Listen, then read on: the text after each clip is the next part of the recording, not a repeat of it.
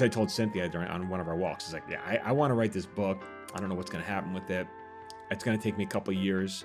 I don't know. Like in that time, I could probably sell like 3 TV pilots and make way more money than this book. But I just wanted to do it, and so she was like, yes, you have to do it. And I'm like, but why? I'm already arguing with her. But why? Why do I have to do it? Even when it was my idea. You're listening to Screenwriters Need to Hear This with Michael Jamin.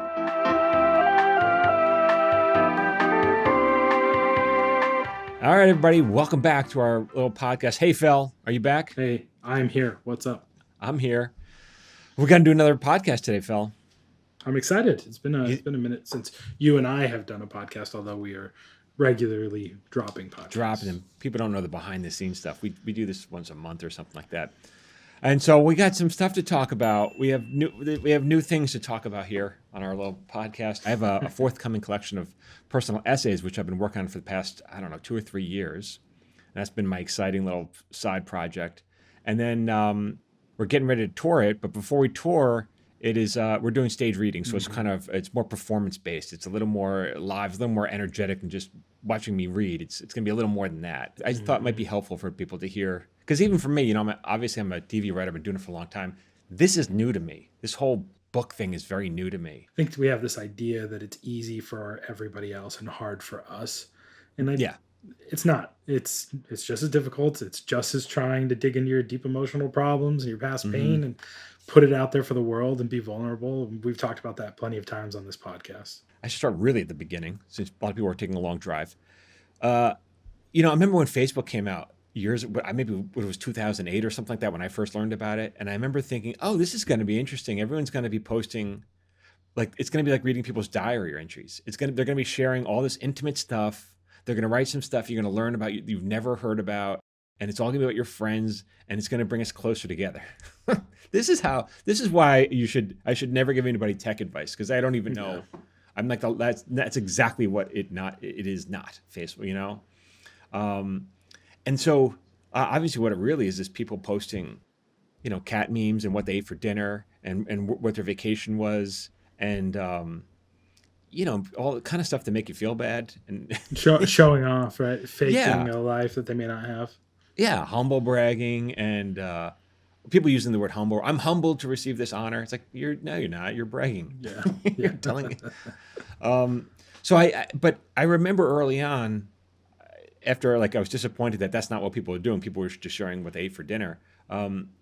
At one point, I think it was my daughter's graduation from high school, and I was so wrecked by how sad it made me feel. And I wrote a short little piece. It was only a few paragraphs, but describing what that evening was for me, going to watch her graduate. And it's just like, it just killed me because your baby's moving on and that's that, and it's just over, and it's all just sad. And I remember afterwards, I was with Cynthia, my wife, and we were honestly, after it was over, we were just hugging each other and just crying in each other's arms. And then when we look up, I don't know, 5 or 10 minutes later, whatever it was, everyone was gone. And then we had to go find our daughter in the lobby, and it was just so awful. And I kind of wrote about that. And then friends of mine were like, oh my God. I remember one person in particular was like, thank you for sharing this. I was going to get off Facebook. I was so sick of Facebook, but I read what you wrote and thank you for sharing that. And then I was like, oh, that's nice. It was nice that I touched one of my friends that way. And then I'd always been a fan of David Sedaris. And if you don't know who he is, go read him. Stop the podcast and read him right now.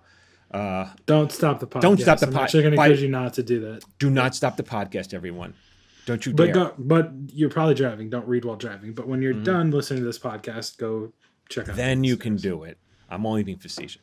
So, but anyway, he writes a category of creative nonfiction called personal essays, which is it's not so much a memoir.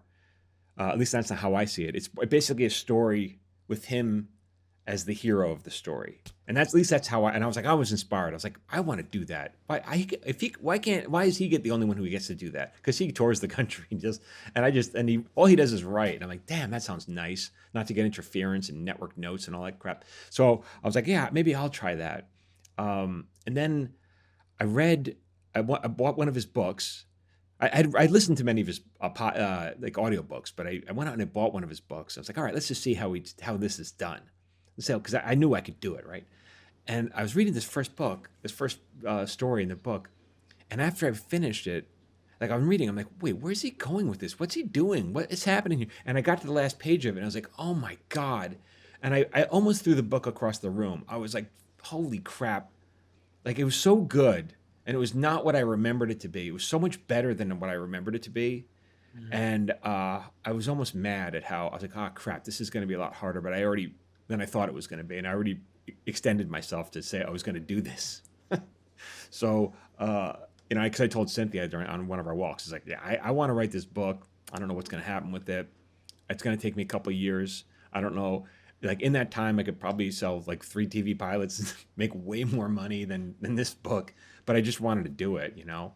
Mhm. And so she was like, "Yes, you have to do it." And I'm like, "But why?" You know, I'm already arguing with her. But why? Why do I have to do it? Even when it was my idea. Uh, so I started writing. I started studying his work. I started reading everything he had. Literally 3 or 4 times.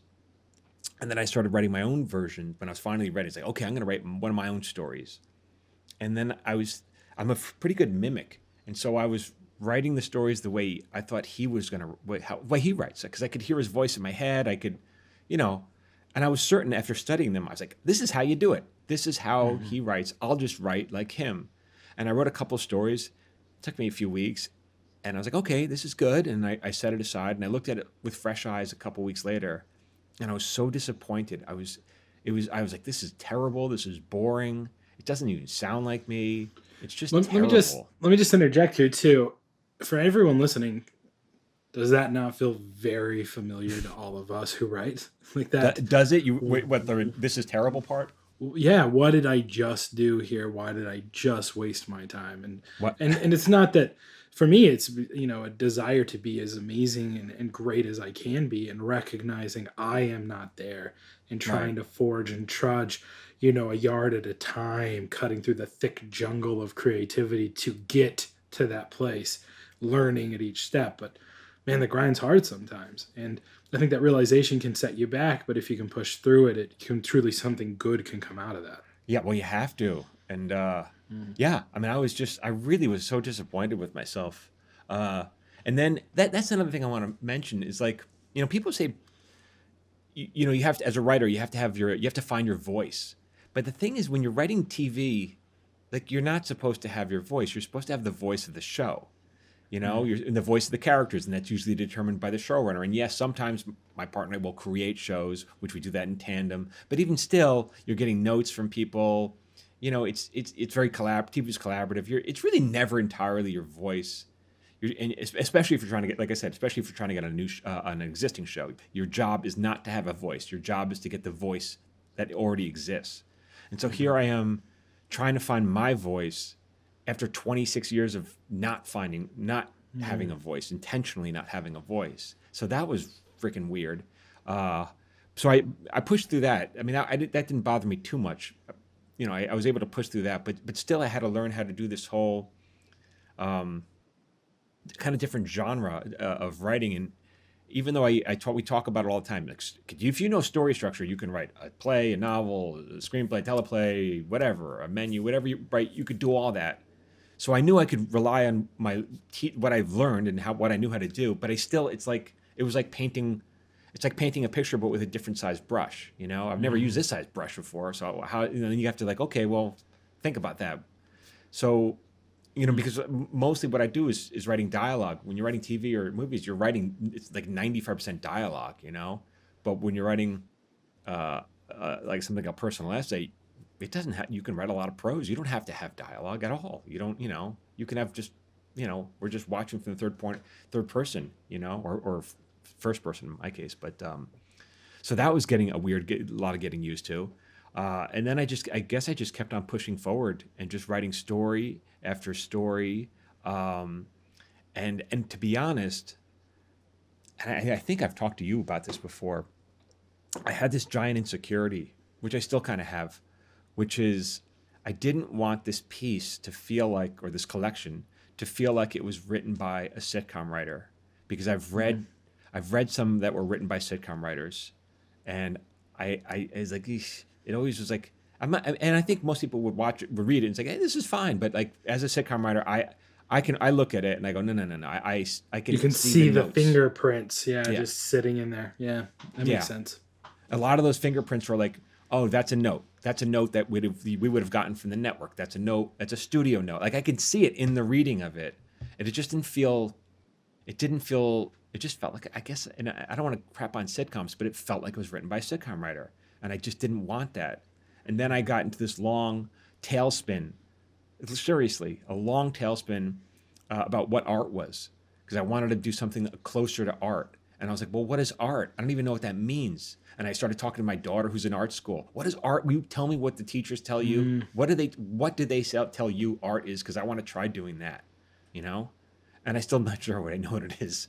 But that's so different than what we typically talk about too. And what I'm hearing you get at is in the world of television and the way that my paradigm has been shifted due to my relationship with you and being in the rooms and having this podcast and having these dialogue back and forth with you is that, the job of a writer as a professional is commerce. It is Yeah. craft. Mm-hmm. It is Mm-hmm. putting up not just a cabinet, but the best cabinet with the most artisanal style that someone is willing to pay way more Mm-hmm. than they would for just a standard cabinet.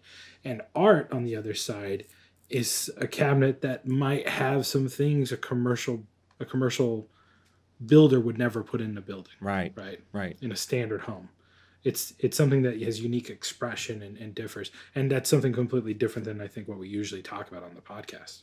Yeah, right. And I'm always telling people it's all about learning your craft because I consider myself a craftsman. Like this is my craft. And so if someone wants to buy a story from me and they want whatever the leads to be two women instead of two men, okay, that's what you're paying me to do, you know.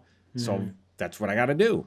Um, but for this, like I said, I wanted to be art. No one's paying me. I'm doing what I want to do, and it felt like honestly, and I'm not complaining about my job because my job's it's been great. My career's been has been very satisfying and rewarding. But you're still basically a racehorse running a circle, running in a lap, running in circles, and you have a jockey on your back hitting you to go faster Mhm. or go, now sprint harder, now slow, whatever. It's someone slapping you on the back, and you're like, okay, I'm getting money to get slapped on the back. I'm fine with that. But then suddenly it was like, okay, now I'm that horse set out in the field, and there's no jockey. How fast can I run, and where will I Mhm. run? And it was a little, it was very, it was overwhelming. It was at first, it was like I don't know what the hell I'm supposed to do here. Uh, but then once I got the hang, then once I learned, and that story started coming to me, uh, then it was like, man, I'm flying now. Look what I can do without having someone hit me on the back all the time. Yeah. So it was very freeing. But then came the next step, which was equally paralyzing, which was a couple things. I hope this is helpful because I'm just sharing kind of my insecurities, which I think all of you, I think, are going to walk through at some point. I hope, Yeah. Yeah. By Um, the way, I think that a lot of the feedback I get from people who message me on social media from the podcast are, I never thought I would get so much introspection out of a podcast about screenwriting. isn't that Uh, weird? it's just the nature of us, and we've talked about it, like this is I think what part of the reason why beyond the mentorship you've been giving me, I consider you a Mhm, close friend because you think about these things the way you do personal development and growth and mhm. looking past just the structures that society's put on us to say who am I and what do I want to be and how do I become that and Yep. grow and develop. Yeah. Right. So the next giant thing that was going through my mind was, uh, like first of all, when you write these personal essays, I, I'm I'm not a person of note. I'm not a world leader. I'm not a famous sports star, a famous actor. So I'm just a TV writer. I'm just a guy who makes a living writing TV. So what's so good about who cares about my story? Like who cares about me and my art, my life? And so I wanted to make sure like I wasn't talking about, like if you were reading like say Obama's autobiography, which I haven't read or whatever, but I didn't want it to seem like uh, Hmm. an interview with this third grade teacher or look at all the amazing things. Like I didn't want it to be like this is the path. I felt like that would be, no one cares about me. So it was very important for me to figure out how can I tell these stories in a way so that the details are mine, but the stories are yours and the readers and the audience. The stories are yours, right? Because no one cares about me; they care about themselves. So it was really about, yeah, how can I be the story? The details are mine, but the stories are yours. And so that was always on my mind. That and art. What is art? I'm still not entirely sure what it is. I have some ideas, but I'm not entirely clear.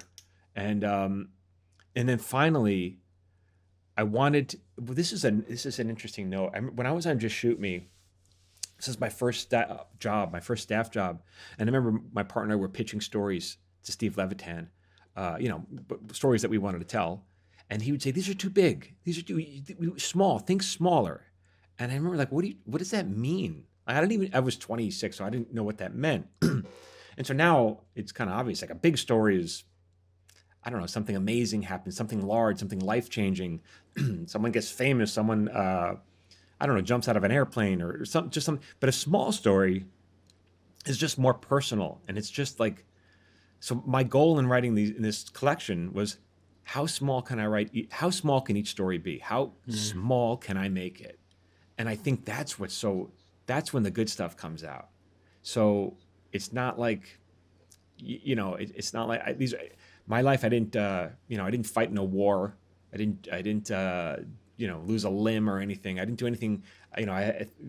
Thank God I didn't have to do any of that. So the little stories are from like, just a small story from when I was a child, or the first time I did this, or a girl that I dated for, 3 weeks. Like, what was that? And, or, just like little tiny. So each story was like, well, how small can I make this? So I'm not telling my life story it's my autobiography or a memoir. It's like, okay, here's a little story. I just happen to be the hero of it. And what I think the advantages are for people who are considering writing is that there's a huge advantage to this, is that like when you're writing a screenplay or a novel or anything, you have to do three things. You have to create characters, and then you have to create a story for those characters, and then you have to figure out how to unpack that story in a way that's engaging for the audience.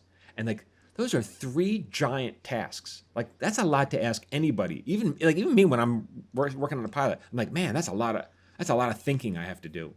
But when you start off by writing a personal essay, that's why I encourage people to do that. You're taking two of the biggest things two of the biggest obstacles away. You don't have to think who the characters are. The character's you. So, right, that's easy. You don't have to think about what the story is. The story already happened to you. You just have to concentrate on the third thing, which is how to unpack that story. And that's story structure. That's what we talk about all the time in the course. That's plenty to worry about. That's plenty to worry about. So why not make it a little easier on yourself and start by writing.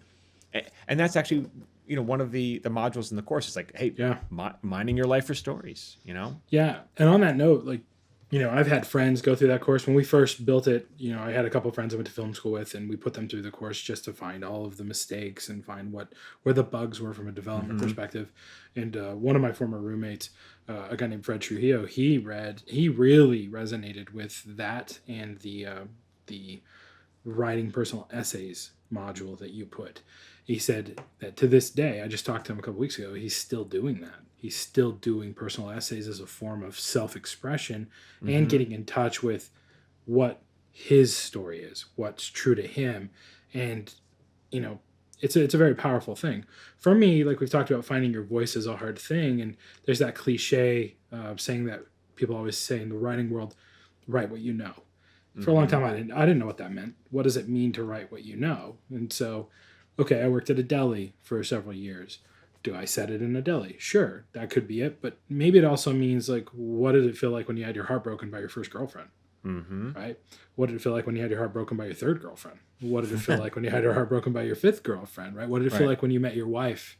Right? And for some people, what did it feel like when your wife cheated on you? Like, there's that individual, like you're talking about that smaller level. That is what we relate to as human beings. And I talk about the Sundance process, where they talk about looking at you and how you reacted or interacted in a personal situation and infusing that into your characters, even your lesser characters. that detail that is so specific to you is what people will connect with. Yeah. And that's effectively what you're telling people to and encouraging them to do in those modules. And it sounds like that's what you're doing yourself here with the essays. Yeah, that's the intent to be honest, my bar that I was trying to set was, well, I know I can make people laugh when I write scripts that we shoot on TV and people watch. I know they laugh because I just know they do. That's the job, and you see it. You can see it. You go to a tape night and people are laughing, or people talk about their show. They just see they're laughing. But my goal for here is, could I write a story? Could I put words on a page that would make people laugh out loud, like on a train? If they're reading it alone on a train and then they start laughing, or can you make them cry at the end? Like, to me, that's a really high bar to be able, because it's one thing to be in public and you're in a group setting, you're laughing with friends. That's one thing. But when you're lost in a page and you're supposed to be quiet, and to break the silence that you have when you're reading your story yourself, when you're reading a story in your head, to break that silence with a laughter out loud or to cry out loud, like that seems like, man, that's like a magic trick. Like, can I do that? So that's always been it's been the goal from every single one of these stories. And then just to show you how I can further unravel my own insecurities. So I wrote a couple stories. I have 21 in total. It took well over 2 years to finish all these. But after you write the first one or even the first two, it was like, okay, I knew I gave it to my wife to read, right? I gave her a first draft of one of these stories, like one of the early ones.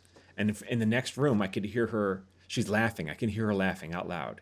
And I'm kind of pacing in the next room, kind of listening to her. And then she goes quiet. And then from the distance, I hear her just start crying, right? And I was like, I did it. I walked in. I was like, what do you think? And she's like, she goes, I just loved it. I loved it. And so I was super proud about that. I was like, good, I know how to do this now. But then the next thing was, okay, how do I write another one? Like, how do I write another one? And if I do it again, if I do it the same thing where, like, I get her to laugh and then quiet and then get her to cry, I can't keep doing that every time. It'll feel manipulative. It'll feel phony. I can't just copy the formula. I can't just do that again, And then I was like, well, what do I do? What do I do? I just did what I wanted, and now what do I do? And so then my next story is like, all right, well, I'm not going to go for this idea that you have to make somebody cry at the end. I can get to a different ending, which might be moving, but maybe doesn't get you down to that level. It's not a punch to the heart, but maybe it just leaves you with a thought or a feeling, an emotion at the end. And I did that, and I gave her the piece, and she read it. And for the next room, I hear her laughing. She goes quiet, and then no crying. All right. And then I go and I go, what do you think? She goes, oh, I loved it. I go, yeah, but you weren't crying. And even though I wasn't trying to get her to cry, even though I knew that wasn't the point, I still felt like I'd failed in some way, even because you can't copy it. You can't do it again. And so that was something I had to really work through. It was like being happy with a kind of different kind of feeling at the end. So I wasn't just repeating, because you can't just do it over and over again. You got to make it different. And if everything feels deep and profound, then nothing's deep and profound, So that was something I totally struggled with on almost every story. And then I was also struggling with, I always felt like I was going to, this is something I feel all the time when you're writing on a TV show. You always feel like, at least in the beginning of my career, there's no more stories left. Every time you break a story on every show I've been on, when I was a young writer, I was like, well, that's it. We might as well close up the doors. There's no more stories left, because it's like, coming up with a story is really hard, a good one, and every time you do it, it's a miracle, and you're like, that's it. But then there's always one more. You can always squeeze one more, and then you wind up doing 22 episodes in a season, and so that's kind of what I felt my book is. Well, it's 21 episodes in a season. Can I do that on my own? How long will it take me to do it? About 2.5 years, And so that was it. It was just like an interesting process of, like, I don't know, just growth. Hey, it's Michael Jamin. If you like my videos and you want me to email them to you for free, Join my watch list. Every Friday, I send out my top 3 videos. These are for writers, actors, creative types. You can unsubscribe whenever you want. I'm not going to spam you, and it's absolutely free. Just go to michaeljamin.com/watchlist.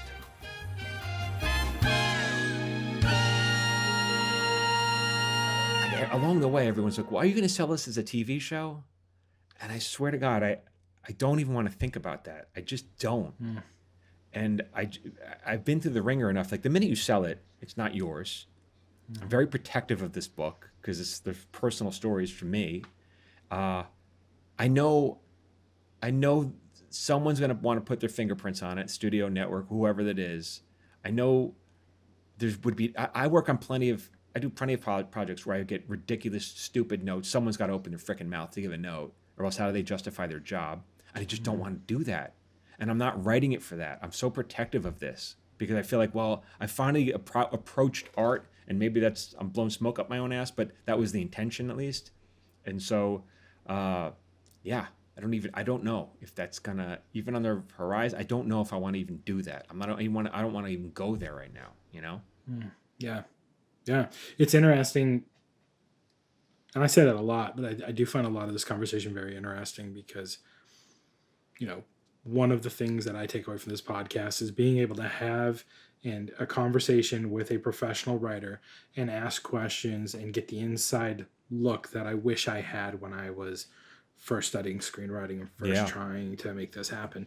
And although a lot of that exists now, there are still very nuanced pieces of this part of a path of being a professional and the reality of what it's like.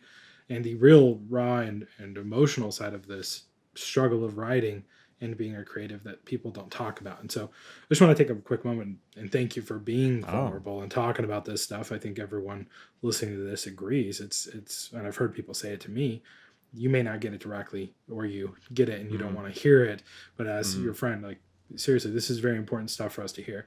And what you're talking about is that there are times when you shouldn't be precious because you are a craftsperson. You are making a thing to sell to someone who then has ownership and could throw it in the trash if they wanted to, because they bought it. You cannot stop them. And to be precious about that is problematic for you and will just lead to unhappiness. Yeah. But here's this very personal project that you are being protective of, and that's okay. Because this is your art. This is the thing that is you. It is you in a real vulnerable way. So, differentiate different circumstances, different perspectives. And I think a lot of people are very, very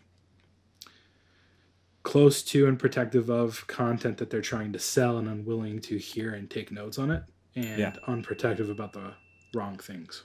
Yeah. When we were bouncing off ideas for the title for this podcast, I remember talking to Cynthia, and I think she came up with it. The title was like Screenwriters Need to Hear This. And she's like, yeah, that's great. I think it might have been her idea. And she's like, that's a great idea. Great title. And I go, why? Why is that a good title? She goes, because it's not what they want to hear. It's what they need to hear. Like, this is what you need to hear. I'm not, it's just the truth. Everyone needs to hear the truth, I think. Yeah, I agree. And so the next step of all this was, and this is just a function of how I write, is I'm always thinking, because I'm, obviously at the end of the day, I'm still a TV writer, so I'm still writing very visually. That's just my style. It's just my training. It's like always like, and so the works are really meant to be, I guess they're meant to be read aloud. They're meant to be enjoyed in a group. They're not meant to, they're almost performance pieces, right? And so, but like I said, not like a sitcom, because I don't want to go there, but they're meant to be, that's just how I think now after doing this for 26 years. Like, I just think in terms of what am I looking at when each paragraph, what am I seeing? What are we looking at? And so the next step is a stage reading, or kind of a performance, a live stage reading, which that's what that's is currently in the works, where I'm getting out of my comfort zone, and I'm going to be reading this, but performative, not like reading them because I think that's kind of boring. I have to elevate it. It has to be. Yeah, you've done a couple live readings before. Like, we have on a bonus episode of the podcast, Merry Jewish Christmas. You can watch it on YouTube, and you can also listen to it on just the podcast audio. And this is different because, as you were explaining it to me before we were recording, and I didn't know this was happening, by the way, everyone. This is exciting for me Mm. because you're working with two of my favorite acting coaches on Yep. this. But Yeah. it really is a little bit more of a, you are acting out and performing some of this stuff, right? Yeah. And so, I on some of the shows that I do, I direct sometimes, and I try to pull performances out. But now this is me, and now I'm the guy performing, and it's very hard to direct yourself. I'm very self-conscious. I'm not a trained actor, even though I always feel like acting and writing are the same things. And I've studied acting, and I know I've studied writing, but so this is new for me. So Cynthia, my wife, she was when I met her, she was an actor on many shows. She did she was recurring on Friends and Veronica's Closet and all those shows from the '90s. I met her on Just Shoot Me when she was a guest star on that, and so we got married. She had kids and we had kids, so she stopped acting. So she's been directing me on this. She's been coaching me, and so we read these stories aloud, and she stops. No, start over. You're not emoting. You're not doing it right. You're not in the piece. Part of my problem, and then Jill Sholin, who's a wonderful. She was a big star back movie star back in the '90s. She was everywhere. Yeah. '80s and '90s. She worked a ton. And then she comes over. She's an old friend, and she comes over as well. And they last night they were over, and I was reading pieces, and they were stop, go back. And part of my problem, and this is I have to get I'm working on this a lot to make this entertaining, is as a writer I always build to something. I'm trying to build to the ending, whatever we're building to. I have it in my mind, and how do I get there, and how do I make that ending feel impactful? And so the problem is when I'm reading, at least sometimes until I get it right. It takes me a while to get into the piece.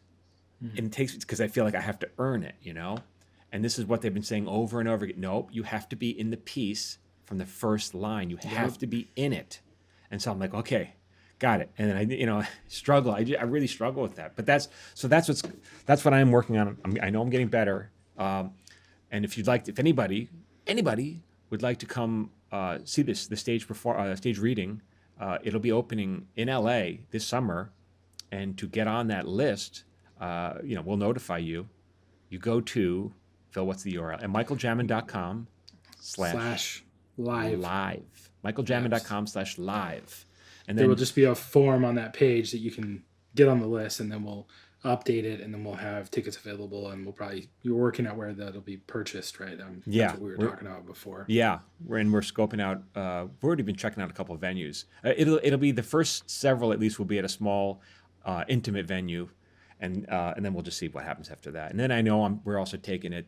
We're also taking it. I know to Boston, either probably late in the summer, and so we'll start touring at some point. So even if you are not in LA and you're interested in attending, I'd love to see you there.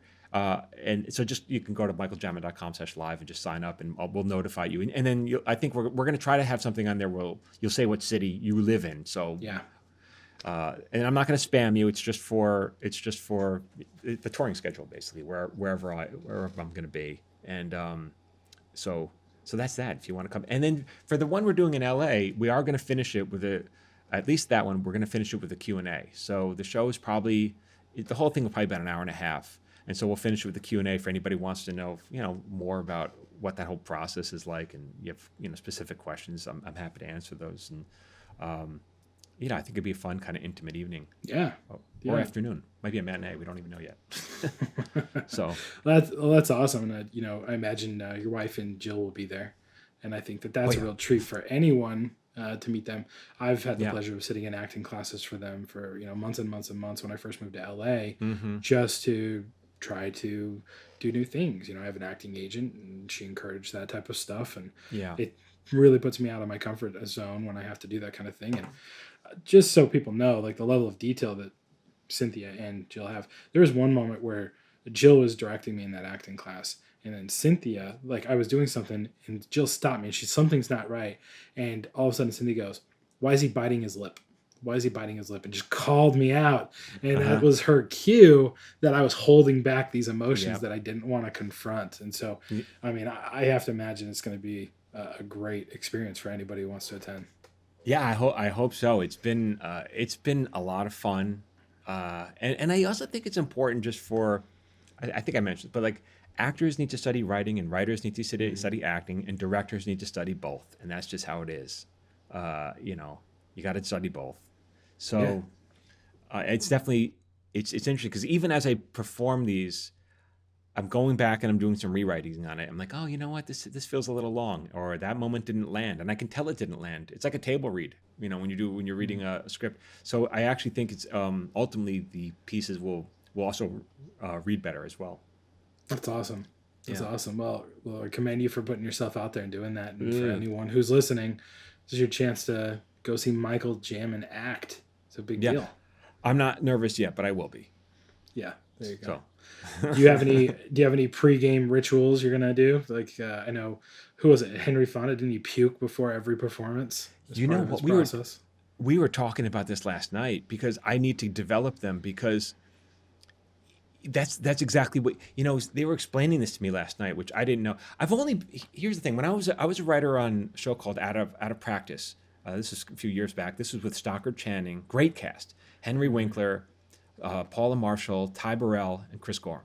Fantastic cast. The show only went one season. It's a shame. It was a really good show, but I remember, I don't know. It was like right. It was show night, and for some reason, I think the showrunner, Chris Lloyd, said, "Hey, would you bring this to the actors?" Or something. I don't remember why I was there. I was like, "Yeah, sure." So I go up to the actors before they were in, like, they had us, like, they're backstage and they're all doing a ritual. They're doing a circle.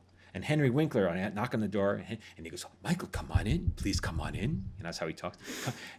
Join hands. And so I'm like, he invited me into their acting circle. I'm like, what's that about? I never even heard of such a thing. So I'm holding their hands, and they had this whole ritual that they did, and it was really just to get them into it, into the piece. Hmm. And then, so this is what I was talking. I was like, wow, what's that about? And then so last night they were kind of explaining to me a similar thing where it's like, at least I had trouble getting into some of the pieces in the beginning. I had trouble just being in it. Hmm. It took some ramping up, and so a lot of these acting exercises, these dumb things where the actors act all stupid and embarrassing and to embarrass themselves, and they make noises, blah blah blah, all that crazy acting stuff.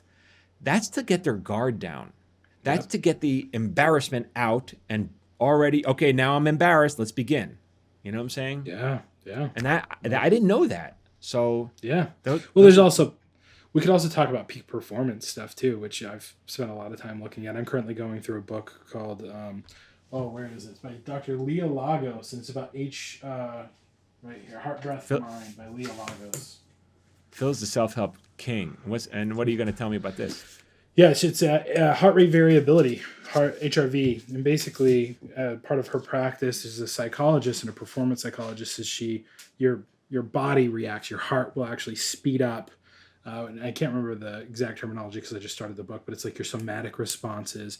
When you exhale, your heart Hmm. rate will increase in speed. And that mimics a lot of the things that happen when you're in a high performance environment. And through her process, you can actually train your somatic and I apologize, I can't remember the other version of that. When you exhale, there's another nervous response you have so that your heart variability doesn't change.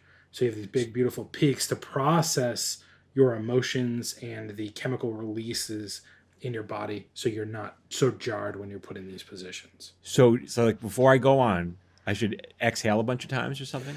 Yeah, her whole process, like a 10-week ramp up process, she talks about in her Oh. book. She has an app where you literally put like a heart rate variability monitor on and you get a baseline, and then you go through a certain number of exercises for 40 minutes a day, two 20-minute sessions twice a day, so that at the end of the 10 weeks, you can gauge the progress you've made and you can literally track it by the way your heart moves and pumps because your body stores trauma and distress and you react a lot of the times to past triggers that your body has stored and you don't even know consciously why.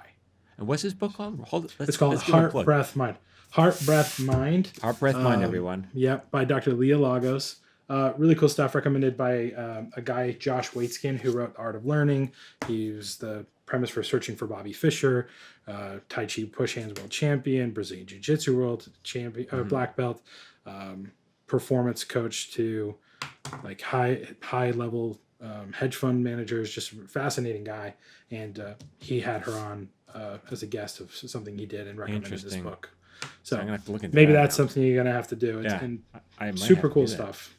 Yeah. So All right. So there we go. Oh, one last thing before we sign off. If anybody, so I encourage you, come go to michaeljamin.com/live, and if you want to come see the show, but also if you just want to read a sample story from my forthcoming collection of Paper Orchestra, you can go to michaeljamin.com/story and just download that. And that's, as we talked about small stories, the story that I give away there is really just how I, as a little boy, maybe we'll talk more about this in a different episode, but the story I give away is about how I was a little boy. It was a very very like odd, sensitive little boy, and so my parents wanted to toughen me up by sending me to judo lessons, and that didn't work out well for me because that's not where you send me. And so that's like a tiny little snapshot from my life, and that's when we talk about small stories, that is a small story. So if you want to go get a sample of that, go to michaeljamin.com/story and download that for free. And if not, come see me at the show. And if not, we'll let you know when the book is out. Yeah. And other than that, all the other normal stuff, make sure you're following Michael Jamin on his social media, Michael Jamin Writer, daily inspiration, daily stuff there. And then the watch list has been very, very popular. So michaeljamin.com/watch list, one email once a week, all your basic top videos of the week get sent out. No, not spam, not sent, not used for anything other than that. Nope. It's all free good stuff. All right, everyone. Thank you for listening. I hope this was helpful. Yeah. Thanks, Michael. Yeah. Thanks, Phil. All right. Till next time. This has been an episode of Screenwriters Need to Hear This with Michael Jamin and Phil Hudson. If you'd like to support this podcast, please consider subscribing, leaving a review, and sharing this podcast with someone who needs to hear today's subject. For free daily screenwriting tips, follow Michael on Instagram, Facebook, and TikTok at Michael Jamin Writer. You can follow me on Instagram, Facebook, and TikTok at Phil A. Hudson.